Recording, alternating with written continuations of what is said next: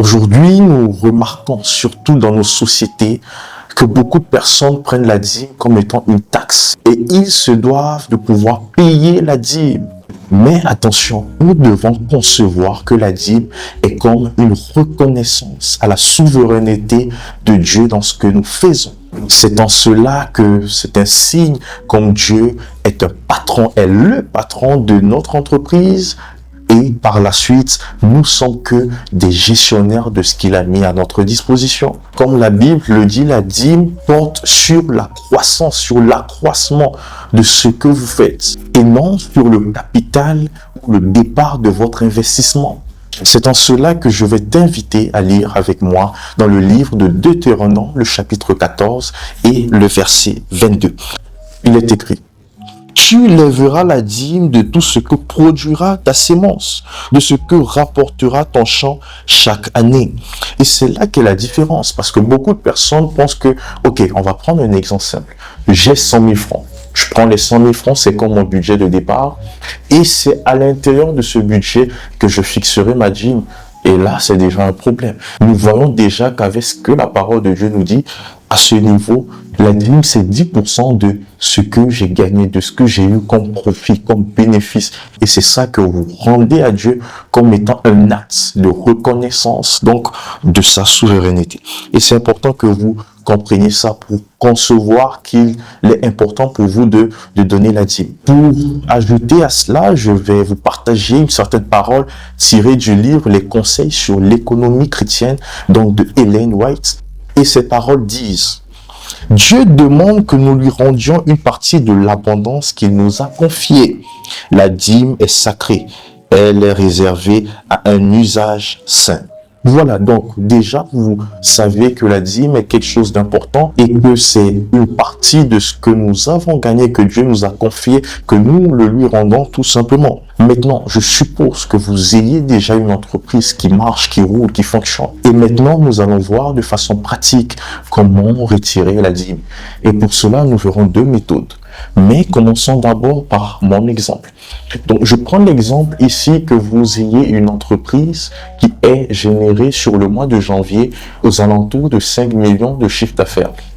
En dehors de cela, vous avez des frais à payer. Vous avez les employés, vous avez des frais, peut-être le loyer, ainsi de suite. Je ne parle pas de votre propre loyer, mais je parle surtout du local peut-être que vous louez. Donc, prenons exemple que vous ayez des outils et tout ceci comme des frais que vous devez payer de façon mensuelle et que tous ces frais vous reviennent à 1 500 000.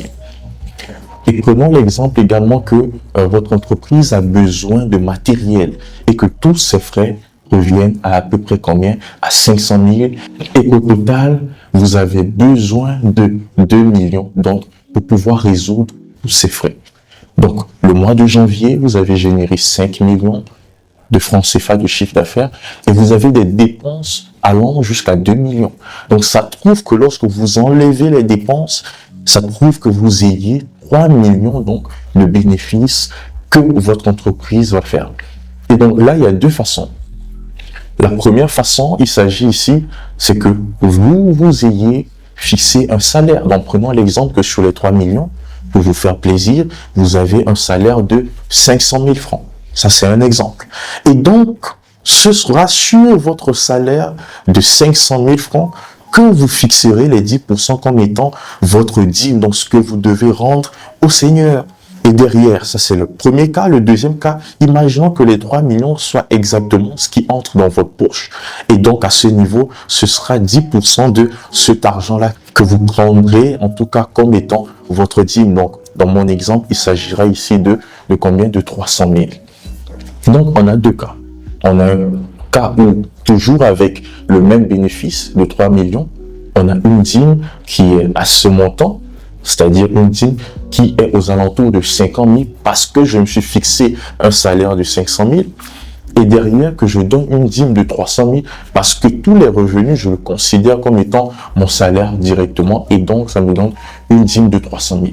Et lorsqu'on voit les deux cas, Si je vous pose la question, quel est le cas qui vous convient le mieux? Et je pense que vous tous, vous parlerez peut-être de vous fixer un salaire de 500 000 et donc de payer la dîme moins que ça. Et pour ça, j'ai une question, je vais revenir là-dessus, mais nous allons continuer. Et donc, comme je vous disais, par rapport à ces deux exemples, nous avons deux cas de figure et la dîme se donne de façon différente en fonction de chaque cas bien précis. Nous irons dans le livre de Proverbes, le chapitre 3, le verset 9.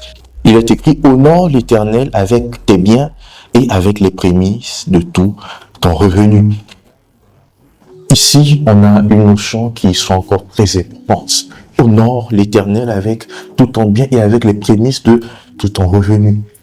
Il y a une mention là qui revient, prémisse. Prémisse, qu'est-ce que ça veut dire? Et donc, je vous donne la tâche de mieux trouver une définition sur Google ou sur les intelligences artificielles à ce niveau. Mais ce qu'on peut retenir directement ici, c'est que l'Éternel nous invite, premièrement, lorsque nous recevons nos bénéfices, lorsque nous recevons nos salaires, surtout pour nous les entrepreneurs, lorsque nous recevons nos bénéfices, la première des choses à faire, c'est de penser immédiatement à Dieu.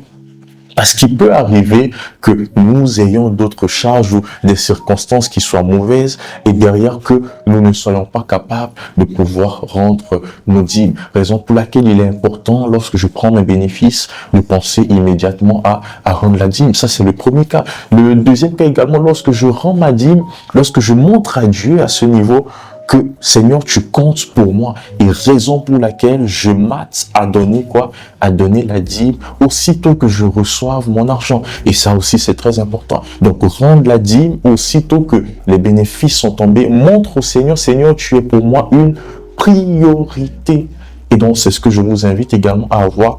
Donc, prenez le temps de lire ce verset et de m'en dire davantage dans les commentaires. Qu'est-ce que vous en pensez? Est-ce que vous pensez que donner la dîme, il faut vraiment penser à ça au tout début lorsqu'on reçoit son argent, lorsqu'on fait le calcul et qu'on a ses bénéfices? Donc, n'hésitez pas à me le dire en commentaire. Mais on va avancer parce que j'ai une question très spéciale à vous poser à ce sujet. Alors, tout à l'heure, j'ai donné deux cas de figure. Un premier cas de figure où vous vous êtes fixé un salaire et un deuxième cas de figure où vous prenez tous ces bénéfices que vous mettez en poche et donc la dîme est donc plus élevée. Prenons maintenant l'exemple que vos revenus, vos bénéfices sont de façon croissante chaque mois. C'est-à-dire le premier mois, vous êtes sur 1 million, le deuxième sur 2 millions, 3 millions, ainsi de suite. Donc vous avez une dîme ou disons des revenus qui croissent mensuellement. Donc prenons ce cas de figure, que vous ayez donc des bénéfices qui croissent de cette manière. Imaginons juste que le mois qui suit, vous ayez 10 millions, par exemple. Est-ce que vous pensez que le salaire de 500 000 serait toujours favorable pour vous?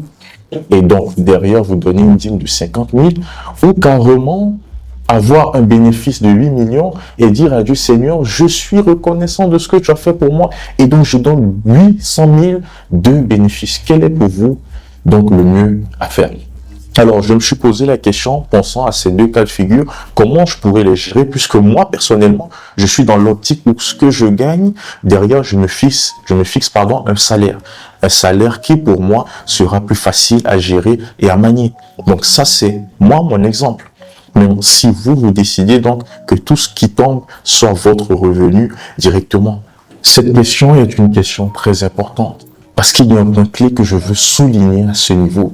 C'est donc le paradoxe de la croissance. Lorsque vous croissiez financièrement, est-ce que votre objectif est de pouvoir rendre témoignage de cette croissance en donnant une dîme qui soit également conséquente, ou derrière, pour éviter de donner une dîme conséquente, vous préférez avoir un salaire qui soit quand même très bas et derrière donner une dîme moins conséquente? Donc on est un peu dans cette logique et je vous invite à faire un choix qui soit personnel, mais en me posant la question et en posant la question à d'autres personnes, j'ai retenu quelque chose de très fondamental.